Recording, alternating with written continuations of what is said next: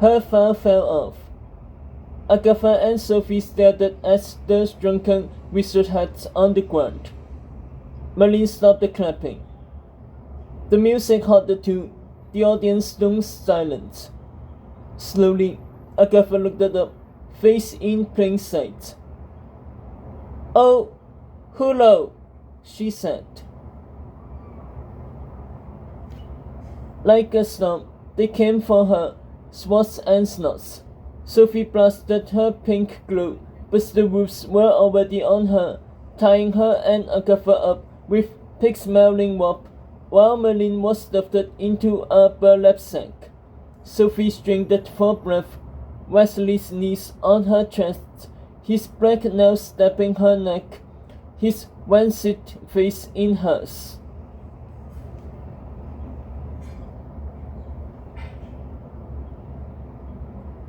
"King wants your friend alive. Never said anything but you." He strangled her so hard that her heart jolted to a stop, the life squeezed out of her, while Agatha screamed into a gag, forced to watch her best friend die. Thunder hammered from above. A whirlwind wolf bomb struck for Wesley, shattering his skull with his fists.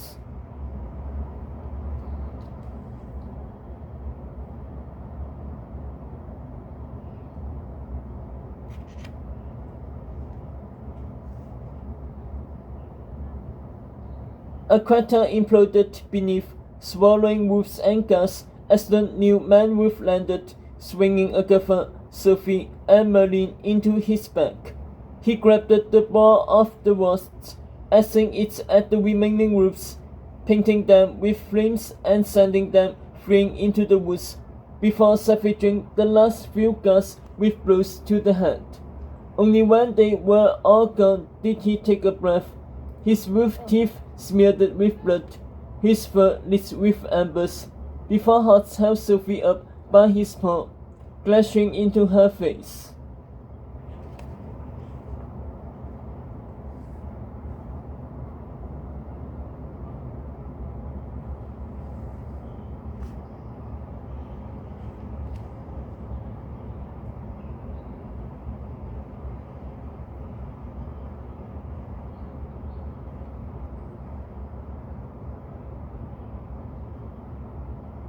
"I'll take that slap now."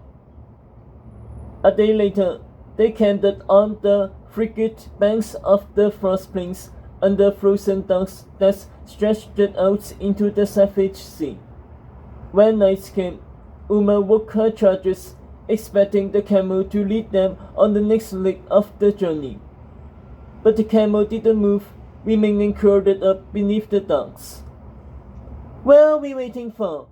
Uma asked, shivering. "For our ship to come in," the camel told her. 2 days later, the ship still hadn't come in.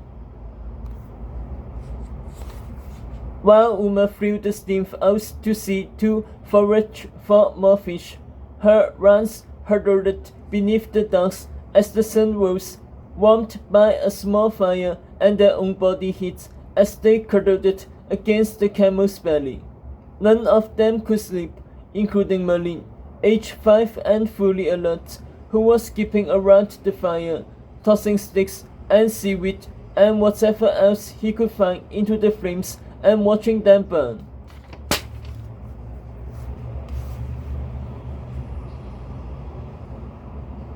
"When's this damned ship coming?" Tedros groused, eyeing the sleeping camel. "And where's this blasted beast taking us?"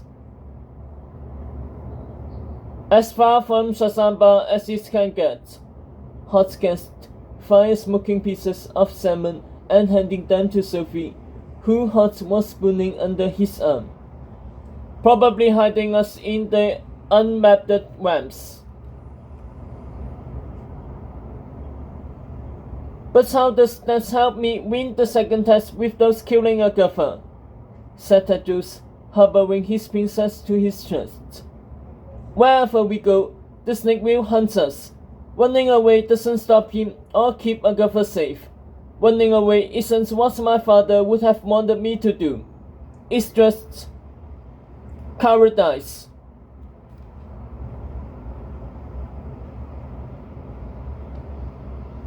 Trust is the way. That's what the camel said.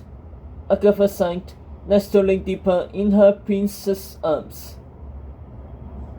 Trust also means death in camel, Tedros corrected. He has saved our life before, Agatha reminded.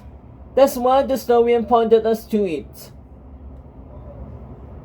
Sam Historian wrote murdering twins into our fairy tale right when we should have been getting married. Something about the way Tedros said this, as once angry and laughing, made Agatha's face change. I wish I hadn't swallowed the pill, he said quietly. I wish I caught it and given it to you. You'd be on the second test, the real second test, whatever it should have been.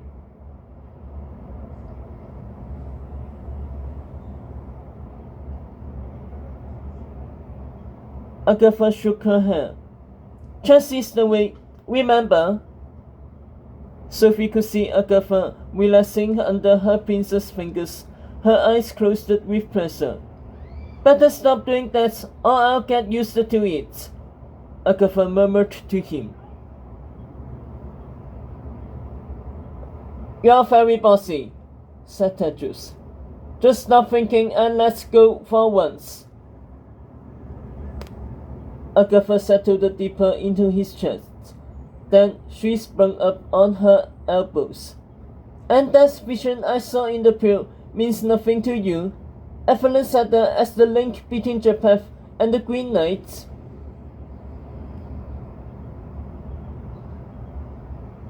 Tedros gave up on his message.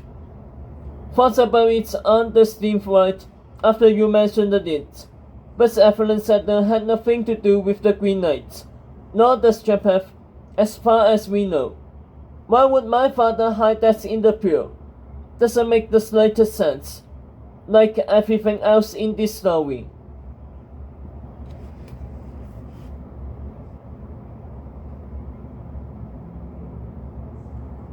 They watched the Marine throw more things into the fire and Pip shut up, as if he was the one spoiling the flames.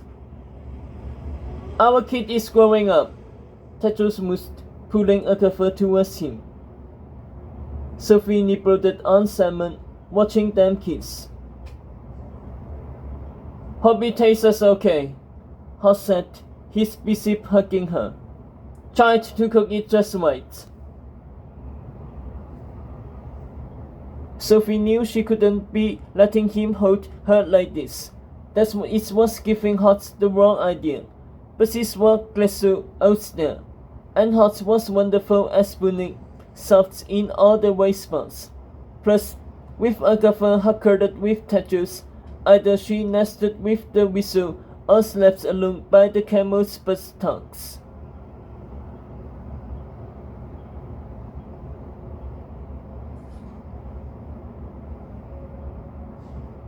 But there was something else, of course. The way he had saved her.